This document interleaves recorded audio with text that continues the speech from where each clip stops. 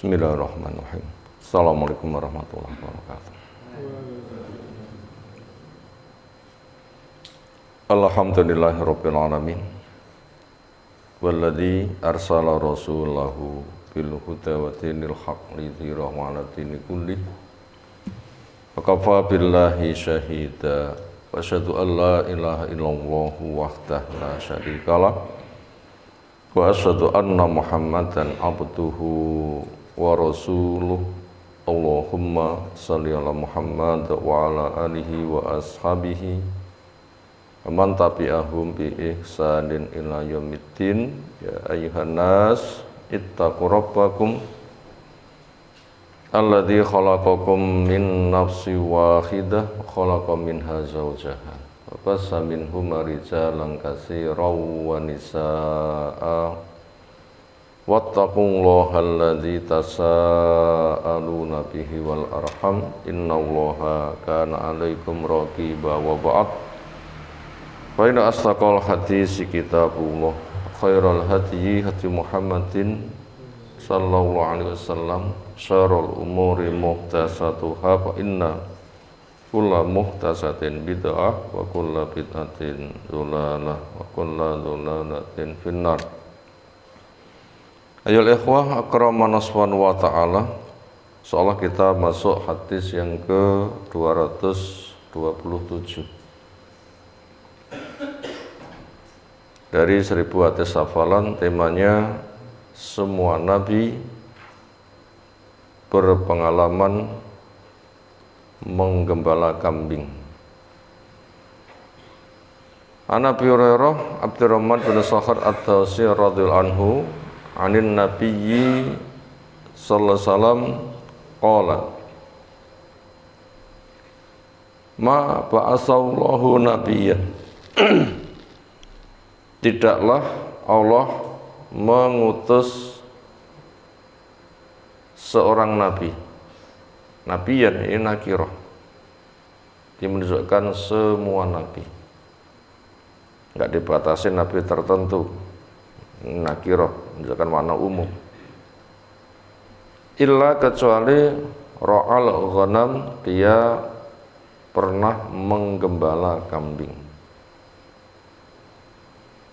Waqala, maka menanya ashabu, para sahabat, wa anta, sementara engkau wahai Rasul SAW juga punya pengalaman menggembala kambing ya?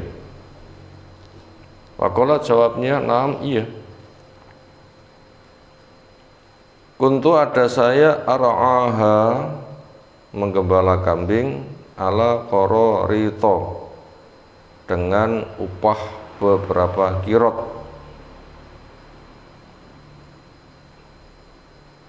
Dia 5 kata untuk penduduk Mekah.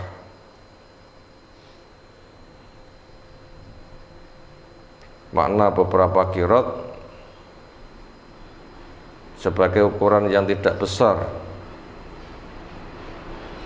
Semisal dapat upah beberapa ribu, senada dengan itu. Rawal Bukhari, meriwayatkannya Imam Bukhari rahimahullah ta'ala. Apa saja pelajaran yang bisa kita ambil dari hadis di atas?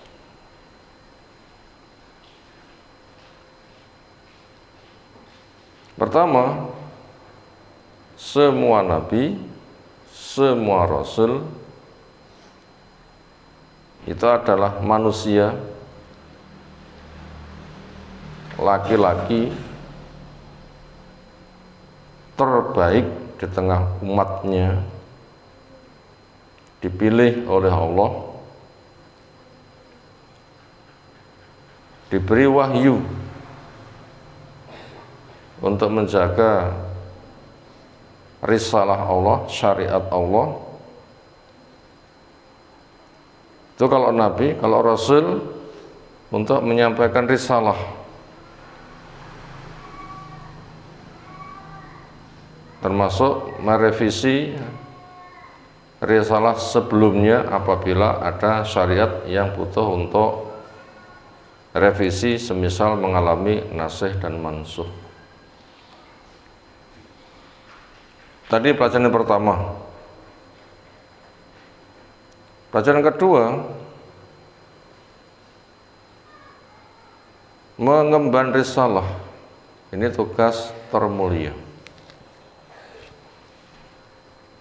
Mengemban risalah, tugas termulia, yaitu menyampaikan bimbingan. Karena makna dari Rasul adalah dzut taujih, orang yang memiliki bimbingan. Artinya punya tugas untuk membimbing. Ini merupakan kegiatan sosial terbaik. Tentunya setelah dibangun pembekalan pribadi, sejak ilmunya, benarnya pemahaman, kokohnya akidah, tegaknya sholat. Nah, ketika bergaul di masyarakat, setelah bekal di atas punya, kegiatan terbaik ketika bergaul, bersosial, itu adalah menyampaikan risalah. Nah, kan itu merupakan kegiatan terbaik. Makanya siapa yang menjadi Rasul, siapa yang menjadi Nabi, berarti kedudukannya paling tinggi. Dan siapapun inginkan berderajat, berkedudukan paling tinggi. Maka ini memberitahu kepada siapa yang ingin memiliki kedudukan tertinggi, maka masuklah kegiatan untuk menyampaikan arahan bimbingan. Entah itu sebagai pelakunya atau pendukungnya, sebagai pelakunya atau pendukungnya, dengan bersaham, berinvestasi, sumbangsih apa yang bisa dikerjakannya untuk suksesnya program itu. Karena masing-masing orang itu memiliki spesial yang berbeda-beda. Dan satu unsur, memang banyak unsur, satu poin, satu kegiatan itu banyak unsurnya. Satu kegiatan banyak unsurnya, dan kegiatannya tidak sama. Tapi ketika dirakit, disatukan, disetting, dikelola, itu nanti menjadi satu kesatuan yang saling mengokohkan. Semisal tubuh manusia, ada tangan, ada kaki, ada kepala, ada ini itu. Nah, ketika semuanya terbimbing dengan baik, akan menjadi satu rangkaian yang amat besar manfaatnya. Maka supaya siapapun bersumbangsih di dalam program itu, sehingga nanti akan masuk kepada ta'awun, saling kerjasama, yang yasuddu ba'dum ba'dun, saling mengokohkan satu dengan yang lain, sehingga mereka nanti akan berserikat di dalam kebaikan untuk kegiatan terbaik, yaitu menyampaikan arahan bimbingan. Kemudian pelajaran berikutnya, untuk mendapatkan hasil maksimal maka butuh persiapan matang. Untuk mendapatkan hasil yang maksimal maka butuh persiapan matang. Ini penting sekali. Untuk mendapatkan hasil yang maksimal butuh persiapan matang. Ini apapun. Pengen jadi penjahit yang baik, ya persiapannya harus matang. Bila belum betul-betul pinter, ya jangan membuka saya sebagai penjahit untuk menerima harapan. Semuanya seperti itu. Masak juga demikian, rapi juga demikian, ulangan pun juga demikian, safar pun juga demikian. Nah, apalagi itu nanti mati akan ditanya dalam kubur, oh persiapannya selama hidup di dunia harus matang. Maknanya seperti itu. Jadi untuk meraih hasil yang maksimal butuh persiapan yang matang. Di antara contoh yang ada yang diambil kaidah seperti itu, kisahnya semua nabi, semua rasul. Sebelum mengemban risalah punya pengalaman menggembala kambing. nanti akan tahu bagaimana alamnya sebagai penggembala. Tahu nanti, orang terjun langsung nanti akan mampu. Menggembala kambing itu maslahatnya itu apa? Itu nanti akan mampu. Harus tahu wilayah, harus tahu kondisi, harus tahu benda yang ia gembalakan, tahu alamnya, dan bisa menggembalakan supaya jinak itu gimana, ketika ada penyakit gimana mengobatinya, ketika ada pertengkaran bagaimana menyelesaikan. Itu nanti bila dicari nanti sangat banyak sekali pengalaman-pengalaman lewat menjadi penggembala. Apabila orang itu akhirnya mampu menjadi penggembala yang baik, lalu masuk kepada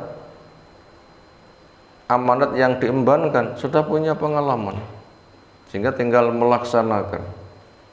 Kaidah-kaidahnya sama saja, karena antara menggembala kambing, menggembala manusia, kata menggembala itu menggunakan kata yang sama. Sebagaimana pesan Nabi SAW, kullukum ra'in wa kullukum mas'ulun an ra'iyatihi, masing-masing dari kamu itu ra'in, penggembala. Pemimpin menggunakan bahasa ra'in, penggembala, akan ditanya tentang ra'iyahnya, tentang apa yang digembalakan. Termasuk kambing itu memiliki sifat lembut, unta punya sifat keras. Sementara masyarakat butuh disikapi yang lembut. Sementara Nabi ketika berdakwah harus memiliki jiwa yang menyentuh hati. Jika Allah menyebutkan walau kunta faddan ghalidhal qalbi lanfadhu min haulik, andaikan kamu galak, keras hati, nah, mereka akan lari. Nah, menggembala kambing itu lembut, beda dengan penggembala unta. Suasananya itu suasana keras seperti setan. Suasana unta itu suasana keras seperti suasana setan. Seperti suasana setan, keras seperti suasana setan. Nah, kambing itu lembut. Kambing itu lembut, jinak. Ada unsur bermain-main. Maka dai dibutuhkan sikap seperti itu sebagai penggembala kambing. Itu sangat gamblang sekali. Demikian juga Rasul memiliki sifat harisun alaikum bimu'min raufun rahim, azizun alaihi ma'anittum, harisun alaikum bimu'min raufun rahim. Berat ketika kamu menderita, amat sangat bersemangat kamu itu mendapatkan keimanan, lembut santun. Nah, itu semuanya lewat media menggembala kambing akan tersiapkan perangai seperti itu, sehingga ketika menggembala manusia nanti kesan sayangnya seperti menggembala kambing, memang itu lembut, memang itu lembut. Nah, itu butuh persiapan. Dari banyak persiapan yang ada, maka menggembala kambing itu diantara persiapan yang luar biasa. Tentunya banyak sekali persiapan-persiapan yang lain. Latih anakmu untuk renang, latih anakmu untuk naik kuda, latih anakmu untuk memanah. Nah, ini termasuk persiapan-persiapan, nanti fungsinya luas. Dan persiapan yang lain, contoh-contoh yang ada, sudah ada, tinggal mengembangkan saja. Apalagi juga dilihat bakat, ini kira-kira ke depan dengan gejala ini potensinya sebagai apa. Dan masing-masing itu mendapatkan jatah, dan nanti akan dimudahkan dengan jatah. Kullun muyassarun lima khuliqalahu, masing-masing akan dimudahkan dengan jatah ciptaan yang dia dicipta untuknya. Itu ada gejalanya. Maka persiapan dasar semisal menggembala kambing, berenang, memanah, naik kuda, ini fungsinya sangat luas sekali dari sekian banyak persiapan-persiapan. Lalu bacaan berikutnya,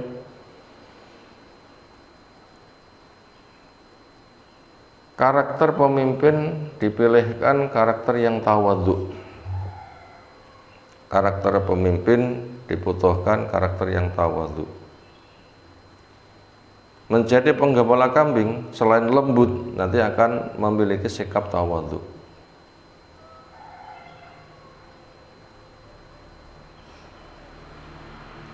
Kalau kita lihat pemimpin besar Bani Israel yang namanya Tolut, itu juga penggembala, akhirnya jadi raja.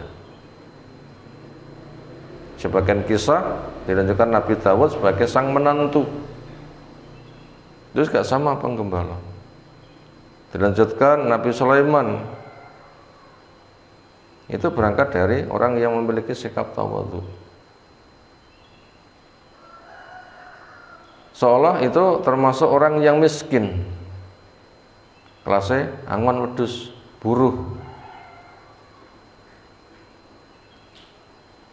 bukan orang yang bergelimang alat kebanggaan dunia, bukan orang yang bergelimang dengan alat kebanggaan dunia, tapi sesuatu yang masuk kategori rendah. Apa penggaweane? Angon wedus. Nah, beda. Di situ ada ketawadhuan. Semua nabi, semua rasul. Makanya siapa yang diuji dengan kondisi memiliki kebanggaan dunia ketika melatih dari pewarisnya, pelanjutnya supaya sebagai pemimpin yang baik, maka didik mereka sebagai penggembala kambing. Bukan dididik bermanja-manja. Didik mereka sebagai penggembala kambing, bukan bermanja-manja.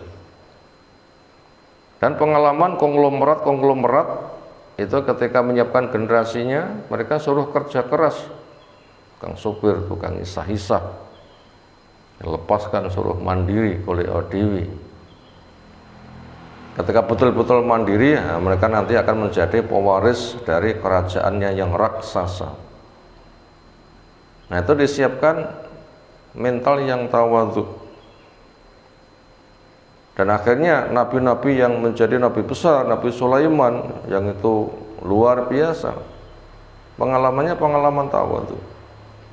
Punya jiwa lembut, tidak menyombongkan diri, bisa punya rasa kasih sayang, punya rasa tanggung jawab, dan sebagainya.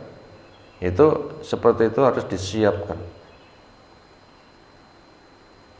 Karena orang yang memiliki kemewahan dunia itu berpotensi lalai, karena alhaakumut takatsur, ambisimu untuk berbanyak-banyak membuat kamu lalai. Nanti kalau pemimpinnya lalai gimana? Jadi disiapkan pemimpin yang tawadhu, makanya harus mengalami hidup yang rekoso. Tercipta pada dirinya adalah harus bisa menyelesaikan hidup ngerekoso, bukan membayangkan pewaris, bukan, tapi ngerekoso. Ini sistem yang semua nabi, semua rasul dengan penggembala hikmahnya begitu. Nah, bila dibuka sarahnya memang begitu, dibuka sarahnya memang seperti itu. Tadi beberapa pelajaran yang telah kita sampaikan yang sangat penting untuk kita semuanya. Subhanakallahumma bihamdika, asyhadu an la ilaha illa anta, astaghfiruka wa atubu ilaik. Assalamualaikum warahmatullahi wabarakatuh.